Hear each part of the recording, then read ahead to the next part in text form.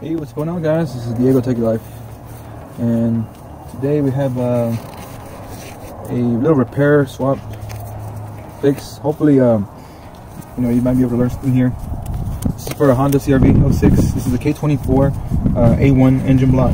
This is basically almost identical in a lot of Hondas from the 2000s to 2008s, 9s. So, anyways, I'm going to be changing out this power steering hose, because I actually have a leak in here. As you can see, there's some buildup in there already, and basically whenever I turn, it starts to leak from this compression seal or compression fittings here, and my hands are already all greased there. So we're gonna show you how to, simple. It's pretty simple. It's not that hard. If you think you're up to the task, it should be pretty simple. So I did order this part on eBay. It was I think it was like $30–40. Wasn't that expensive. So basically we have, let's just make sure that it fits here. Let's just make sure that this fits. We got the right lengths here. Go ahead and just mock it up here. Bring it up. Just gonna make sure it goes in pretty smooth here before we start breaking any bolts. And yeah, it looks like it goes in pretty smooth there, so perfect. Alright, so we have the right part. So one of the main things we're going to do here is, I believe it's going to be 10mm here. We're going to be taking just this portion out. I don't know if we're going to remove that or not. And we have a sensor here that we got to take off, and then we got to take it off in the back there. There's a bolt that needs to be loosened up here. So we're going to start off first with this one. Like I said, it's probably 10mm here. Let's see how tight this is. It's not tight at all. It's pretty simple. So that's already loose. Let's see what we're gonna need for this. Is a 3/4. So let's go ahead and remove this sensor here. Push the little lever on the sensor and then slide in here and prop up.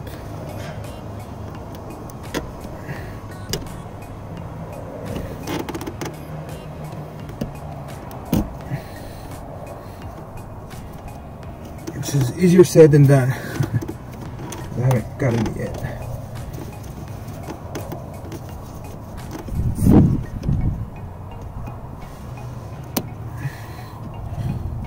There we go. Alright, I got it up.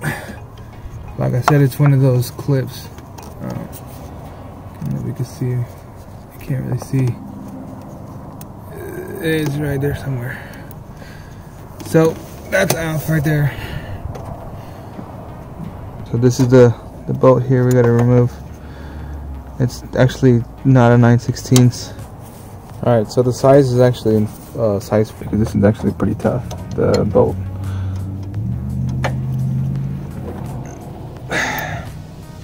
Might need some extra torque here. Let's go ahead and loosen up these other ones first. That would be release some of this tension. So I'm not gonna remove this. Nah, we should be good there. So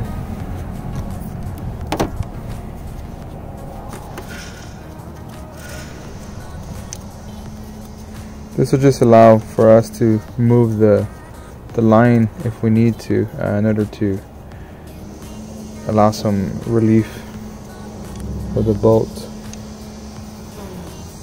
So the bolt looks like it actually moves like this. And it might actually apply some force. So whenever you're doing this, be careful, because there will be some fluid coming out of here. Also, I believe the bolts are going to be different size here. This is going to be the longer side. The one closest to might be the short side, or they might be the same. They're about the same. Go ahead and loosen this up slowly.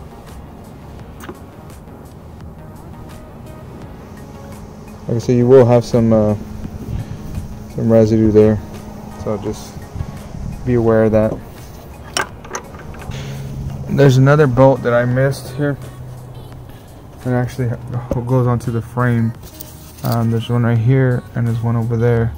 So I'll go ahead and get those out. Alright, so yeah, those were two 10mm that I took off already. 1, 2.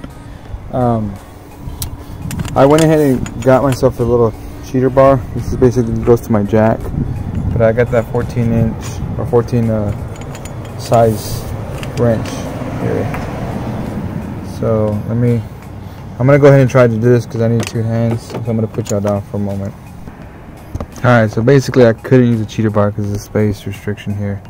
But I did have to muscle my way through here. I finally got it open here. So I got it free, the bolt. So after this, just takes a little wiggling around to kind of get it out of there. I guess it'd be best to remove this air box if you could.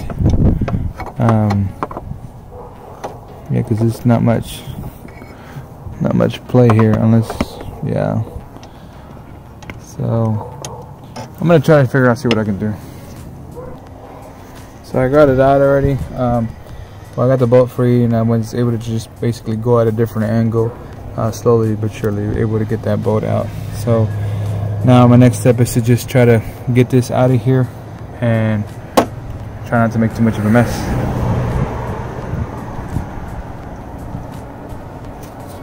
Let's see here. Alright, so here we can inspect to make sure that this is an identical product here. You want to look at the size of this here, make sure those are good, the angle that it's going at, and then over here we have this little angle here that everything is identical to it. So, and then the threads are similar. We're going to be removing this sensor. We're going to be placing it here, and I'm not too sure if it uses Teflon. I don't think so, but we'll find out once we take this to see how the manufacturer did it. And then these little brackets here, see if we can remove them and put them on here. Same thing with this one. And then, so I'm gonna go ahead and do that, and then I'll get back at you. So the manufacturer actually uses the O-ring on there. I guess we can reuse that O-ring, or if you wanted to change it out, that's up to you. I had to use the 11/16 and then the 3/4. 11/16 was to hold the base here, and then 3/4 just to spin the sensor itself. And I'll be doing the same thing to put it back together to the new one here. Alright, so I got it in there somewhat. I'm gonna go ahead and finish putting some of this stuff back on here. I'm gonna screw in that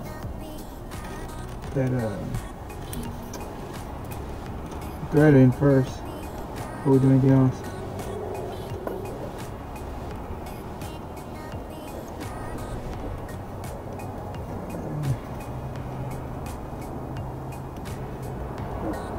I think I screwed up the way I'm supposed to put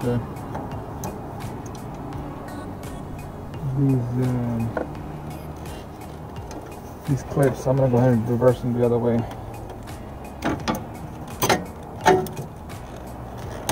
I think the clips are actually supposed to go the other side, so we're gonna go ahead and fix it. Let's see here. So I don't even remember anymore. Actually, it should work. I'm just gotta twist these.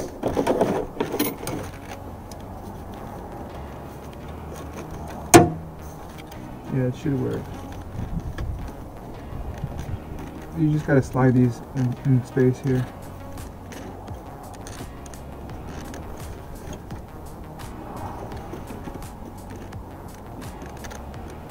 There we go.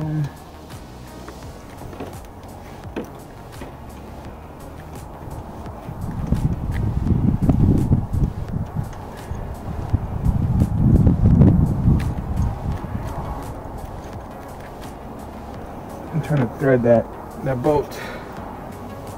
It goes here. Which is a very uncomfortable position here.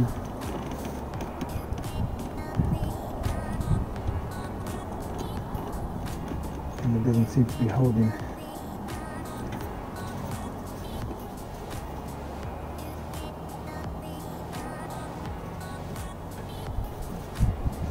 So let me adjust these rubber seats.